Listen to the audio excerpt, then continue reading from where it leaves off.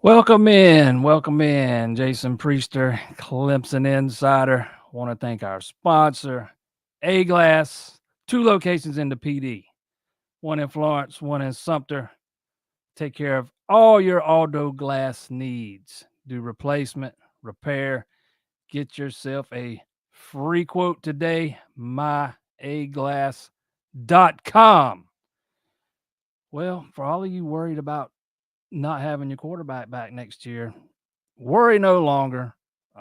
I've been trying to hint at it the best I could on in the Facebook group the past few days, but Kay made it official today. He's coming back. Once we got to midnight Saturday night and you didn't really see any guys dipping into the portal, the worry really pretty much should have been over.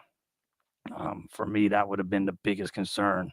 Was somebody going to come make this insane offer to some of these kids and try to poach them away with the offer to say Clemson couldn't match.